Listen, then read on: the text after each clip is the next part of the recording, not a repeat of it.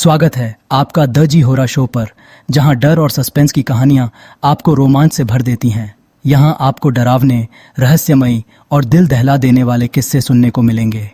आज की कहानी ऐसी है जो आपकी आत्मा को झकझोर कर रख देगी। अगर आपको डरावनी कहानियां पसंद हैं तो इस वीडियो को लाइक और शेयर करें और चैनल को सब्सक्राइब करना न भूलें। क्या होगा जब एक परिवार के जीवन में कुछ ऐसा प्रवेश करता है जो इंसानी समझ से परे है। एक मासूम बच्ची के अंदर पिशाचिन का साया, जिसे देखकर हर कोई दहशत में आ जाए। क्या होगा उस परिवार का? क्या वे अपनी बच्ची को बचा पाएंगे? जानने के लिए देखिए हमारी कहानी। शहर से दूर एक छोटे से गांव में वर्मा परिवार अपनी 10 साल की बेटी आर्या के साथ खुशी खुशी रहता था। आर्या मासूम, खुशमिजाज और पढ़ाई में होशियार थी, लेकिन उनकी खुशहाल जिंदगी एक रात अचानक बदल गई। उस रात अमावस्या थी। आर्या अपने कमरे में अकेली थी और खेल रही थी। तभी उसने अपनी खिड़की के पास एक अजीब सी सरसराहट सुनी। जब उसने खिड़की से झांक कर देखा तो वहां एक बूढ़ी औरत खड़ी थी, जिसकी आंखें जल रही थीं और चेहरा भयानक था। वह औरत धीरे धीरे मुस्कुराई और अचानक गायब हो गई। अगली सुबह आर्या का व्यवहार बदलने लगा। वह गुमसुम रहने लगी और उसके शरीर पर खरोंचों के निशान दिखने लगे। कभी कभी वह अकेले में बड़बड़ाने लगती। परिवार ने इसे नज़रअंदाज किया, लेकिन जब उसने अपनी मां को चोट पहुंचाने की कोशिश की तो हर कोई डर गया। वर्मा परिवार ने गांव के पंडित जी को बुलाया। पंडित जी ने आर्या को देखकर कहा, यह इस बच्ची के अंदर कोई पिशाचिन का साया है। यह आत्मा अमावस्या की रात से इसके साथ है। अगर इसे जल्द न निकाला गया तो यह बच्ची जिंदा नहीं बचेगी। पंडित जी ने बताया कि यह वही पिशाचिन है जो 50 साल पहले गांव में मारी गई थी। उसने अपनी मौत का बदला लेने के लिए आर्या को चुना था। आर्या के शरीर से अजीब अजीब आवाजें आने लगीं। उसकी आवाज कभी बूढ़ी औरत की तरह हो जाती तो कभी एक क्रूर पुरुष की। उसके कमरे में अचानक दीवारों पर खून के निशान बन जाते। पंडित जी ने गांव के सबसे बड़े तांत्रिक को बुलाया। तांत्रिक ने कहा कि आत्मा को निकालने के लिए हवन करना होगा, लेकिन यह आसान नहीं होगा। जैसे ही हवन शुरू हुआ, आर्या जोर जोर से चिल्लाने लगी। कमरे की सारी चीजें हवा में उड़ने लगीं। तांत्रिक ने मंत्र पढ़ते हुए आत्मा से पूछा, तू यहाँ क्यों आई है? आत्मा ने गुस्से में जवाब दिया, मुझे इस गांव ने मारा था, अब मैं इसका हर सदस्य खत्म करूंगी। तांत्रिक ने मंत्रों की शक्ति से आत्मा को काबू में करना शुरू किया। आत्मा चिल्लाते हुए कहने लगी, तुम मुझे कभी नहीं रोक सकते, मैं वापस आऊंगी। हवन खत्म होने के बाद आर्या शांत हो गई। सबको लगा कि सब कुछ ठीक हो गया है, लेकिन कहानी यहीं खत्म नहीं होती। एक हफ्ते बाद वर्मा परिवार के घर में फिर से सरसराहट की आवाजें आने लगीं और एक रात आर्या के कमरे में वही बूढ़ी औरत की परछाई खिड़की के पास खड़ी मुस्कुरा रही थी। वर्मा परिवार को लगा था कि उनकी मुश्किलें खत्म हो गई हैं, लेकिन उनकी जिंदगी में खौफनाक घटनाओं का सिलसिला दोबारा शुरू हो गया। आर्या के कमरे में अजीब सी आवाजें आने लगीं, कभी रोने की, कभी हंसने की, तो कभी किसी के बुदबुदाने की। एक रात आर्या ने चिल्लाते हुए अपने माता पिता को बुलाया। वो औरत फिर से आ गई है माँ, उसने कहा। वर्मा जी और उनकी पत्नी दौड़ते हुए उसके कमरे में पहुंचे। वहां का नज़ारा दिल दहला देने वाला था। आर्या के कमरे की दीवारों पर खून से लिखा था, तुम मुझसे बच नहीं सकते। खिड़की से ठंडी हवा चल रही थी और आर्या कोने में सहमी हुई बैठी थी। उसकी आंखें डर से चौड़ी हो गई थीं। वर्मा जी ने तुरंत पंडित जी को बुलाया। पंडित जी ने आते ही कहा, यह आत्मा अभी भी यहाँ है। इसे हटाना और भी कठिन होगा, क्योंकि अब यह बदला लेने के लिए और ताकतवर हो चुकी है। हमें जल्दी ही कुछ करना होगा। पंडित जी ने गांव के एक बुजुर्ग से आत्मा की पूरी कहानी पूछी। उन्होंने बताया कि वह बूढ़ी औरत चंपा थी, जिसे 50 साल पहले गांव वालों ने डायन समझकर जिंदा जला दिया था। उसकी मौत के बाद से ही वह आत्मा गांव के बच्चों पर साया डालती थी। लेकिन उसने आर्या को क्यों चुना? वर्मा जी ने पूछा। पंडित जी ने गंभीर स्वर में कहा, चंपा आर्या की परदादी की बहन थी, वह बदला ले रही है। पंडित जी और तांत्रिक ने मिलकर गांव के सबसे बड़े शिव मंदिर में हवन करने की योजना बनाई, लेकिन यह हवन आर्या के बिना पूरा नहीं हो सकता था। आर्या को मंदिर लाना खतरनाक था, क्योंकि आत्मा उसे नुकसान पहुंचा सकती थी। रात के समय हवन शुरू हुआ। मंदिर के अंदर मंत्र गूंजने लगे। आर्या को जैसे ही मंत्रों के पास लाया गया, वह जोर जोर से चीखने लगी। उसकी आवाज़ अचानक बदल गई और उसने आत्मा की तरह बोलना शुरू किया, तुम सबको मरना होगा, मुझे कोई नहीं रोक सकता।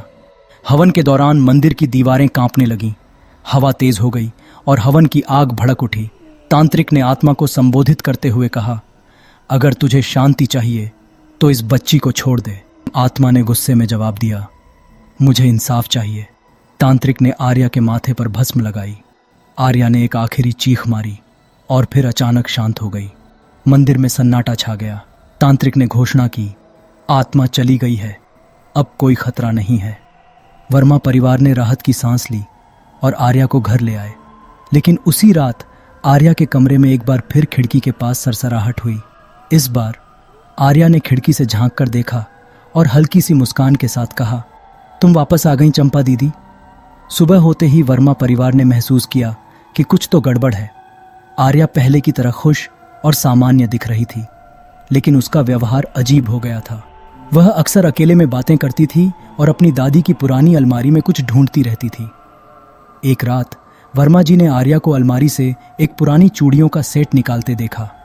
आर्या, ये चूड़ियां कहाँ से लाईं? उन्होंने पूछा। आर्या ने ठंडी आवाज में जवाब दिया, ये चंपा दीदी की हैं, उन्होंने मुझे दी हैं। उस रात घर में अजीब घटनाएं शुरू हो गईं। बिजली बार बार गुल हो जाती थी और दीवारों पर खून जैसे निशान उभर आते थे। आर्या की मां ने देखा कि आर्या आधी रात को खिड़की से बाहर किसी से बातें कर रही थी। तुम किससे बात कर रही हो? मां ने डरी हुई आवाज में पूछा। आर्या ने पलटकर कहा, आप उनसे नहीं मिल सकती, चंपा दीदी को सिर्फ मैं देख सकती हूँ। पंडित जी ने सलाह दी कि चूड़ियों को जलाने के लिए गांव के पुराने पीपल के पेड़ के नीचे एक अनुष्ठान करना होगा, लेकिन यह इतना आसान नहीं था। चंपा की आत्मा चूड़ियों को जलाने से रोकने के लिए कुछ भी कर सकती थी। वर्मा जी, पंडित जी और कुछ गांव वाले चूड़ियों को लेकर पीपल के पेड़ के पास पहुंचे। जैसे ही उन्होंने अनुष्ठान शुरू किया, हवा तेज हो गई और अंधेरा गहराने लगा। अचानक आर्या वहां आ पहुंची, लेकिन अब उसकी आवाज बदल चुकी थी। तुम लोग मुझे नहीं हरा सकते, आर्या ने एक भयानक आवाज में कहा। ये चूड़ियां मेरी ताकत हैं, अगर इन्हें जलाने की कोशिश की तो मैं तुम सबको खत्म कर दूंगी। आर्या के शरीर से एक साया निकलकर पंडित जी पर हमला करने की कोशिश करने लगा। पंडित जी ने तुरंत मंत्र पढ़ना शुरू किया।